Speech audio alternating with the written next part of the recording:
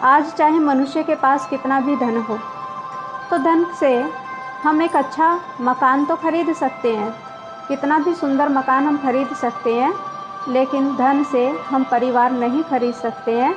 तो परिवार तो आपसी स्नेह और प्यार से, परिवार के संबंधों से मिलकर ही एक सुंदर परिवार की रचना की जा सकती है।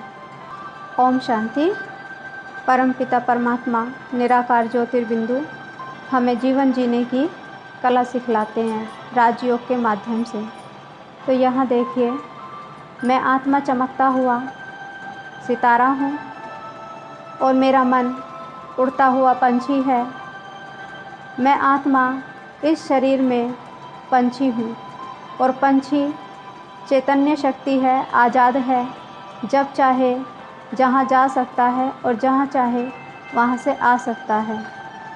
तो राजयोग के माध्यम से हम अपने मन को उस परम पिता परमात्मा में लगाकर राजयोग के माध्यम से हम अपने जीवन को सरल और सफल बना सकते हैं। तो धन, आज का मनुष्य का जो रुझान है वो धन कमाने की तरफ ही है और उसका अधिकतर समय धन को कमाने में ही व्यतीत हो रहा है। देखिए, धन मनुष्य के लिए एक अच्छा दास है, लेकिन अच्छा मालिक कभी हो नहीं सकता है। तो यहाँ हम चित्र के माध्यम से जानेंगे कि आज चाहे मनुष्य के पास कितना भी धन हो, तो धन से हम एक अच्छा मकान तो खरीद सकते हैं, कितना भी सुंदर मकान हम खरीद सकते हैं, लेकिन धन से हम परिवार नहीं खरीद सकते हैं। तो परिवार तो आपसी स्नेह और प्यार से, परिवार के संबंधों से मिलकर ही एक सुंदर परिवार की रचना की जा सकती है।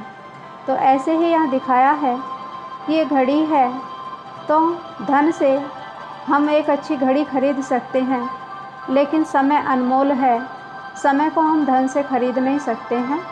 तो आज जो समय हमारे पास है, कल वो चाहे हम कितना भी धन खर्च करें, लेकिन हम समय को कभी भी खरीद नहीं सकते हैं। नीचे दिखाया है कि बेड हम एक अच्छे से अच्छा खरीद सकते हैं धन के माध्यम से, लेकिन नींद नहीं खरीद सकते हैं। तो नींद के लिए हमें पुण्य कर्मों की ज़रूरत है। यहाँ दिखाया है कि ढेर सारी बुक्स हम धन के माध्यम से खरीद सकते हैं, लेकिन ज्ञान को खरीदा नहीं जा सकता। ज्ञान को समझकर बुद्धि में धारण किया जाता है और उसके बाद हम उसको अपने कर्म में लाकर ही ज्ञानी कहला सकते हैं। तो यहाँ दिखाया है कि धन से हम भिन्न भिन्न प्रकार के भौतिक सुख साधनों को तो इकट्ठा कर सकते हैं, लेकिन सच्ची तन और मन की शांति को हम धन से कभी भी खरीद नहीं सकते हैं। तो यहाँ धन से हम दवाइयाँ तो खरीद सकते हैं, लेकिन धन से स्वास्थ्य नहीं खरीद सकते हैं, क्योंकि दवाइयाँ केवल बीमारी को ठीक कर सकती हैं, लेकिन मनुष्य का संपूर्ण स्वास्थ्य, जिसमें कि तन, मन और धन सर्व प्रकार की संतुलन होना ज़रूरी है, वो नहीं बन सकता है। धन से केवल दवाइयाँ खरीद सकते हैं, लेकिन बीमारी ठीक नहीं कर सकते हैं।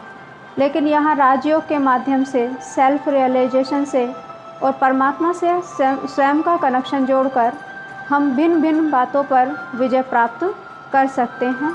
जैसे कि समस्या का समाधान, तो जब हम राजयोग रोज़ करते हैं, परमात्मा से शक्तियाँ लेते हैं, तो हमारा मन, हमारी बुद्धि बहुत ही सशक्त और बलशाली बन जाती है, जिससे हम हर समस्या का समाधान कर सकते हैं।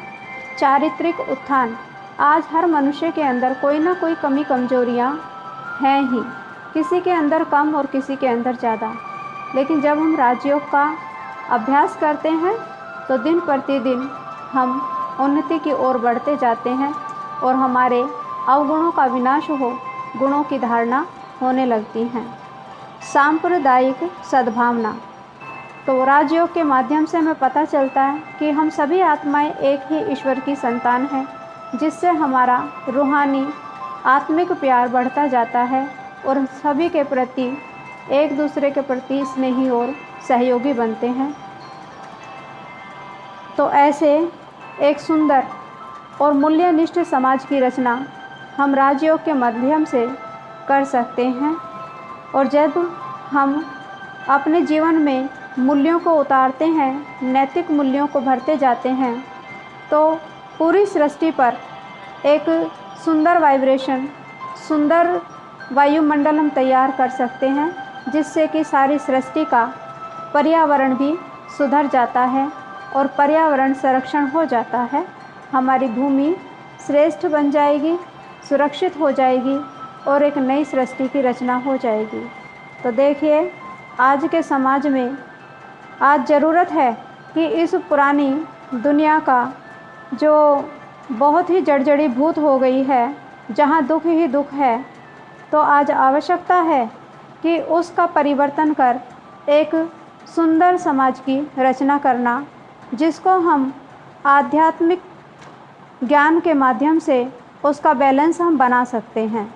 तो यहाँ दिखाया गया है कि राजयोग के माध्यम से हम बैलेंस्ड लाइफ अपनी बना सकते हैं, जहाँ जब मनुष्य के अंदर अच्छे गुणों की धारणा होती है तो भौतिक सुख साधन स्वतः ही ऑटोमेटिकली आने लगते हैं। क्योंकि आज का मानव जो अधिकांश धन को वेस्ट व्यसनों में ही खर्च करता है, तो उसकी बचत कर हम बहुत सारे सुख साधन अपने लिए जुटा सकते हैं। दूसरा दिखाया है आर्थिकता। तो समय प्रति समय अच्छे कार्यों के लिए हम धन को भी थोड़ा अपने पास समायोजन करके रख सकते हैं। और आध्यात्म के द्वारा हमारे मन की तरंगें शुद्ध होने लगती हैं, पवित्र होने लगती है। हमारी मनसा वाचा कर्मणा शुद्ध और श्रेष्ठ होने लगती है, जिसका प्रभाव हमारे तन पर भी पड़ता है। शारीरिक व्यायाम से स्वस्थ बना सकते हैं, लेकिन मन को स्वस्थ, आत्मा को स्वस्थ बनाने के लिए आज हमें आध्यात्म की ओर बढ़ना ज़रूरी है, जिससे एक सुंदर समाज की रचना हो जाएगी। तो इस तरीके से राजयोग मेडिटेशन के माध्यम से हम अपने जीवन को सुंदर और सुदृढ़ बनाकर पूरी सृष्टि पर एक अच्छा वाइब्रेशन क्रिएट कर इस सृष्टि के पर्यावरण को संरक्षित कर सकते हैं। तो यह हमारे लिए बहुत ही एक खुशी का विषय है। तो हम इसमें सहयोग दे सकते हैं, जो करेंगे सो पाएंगे। ओम शांति।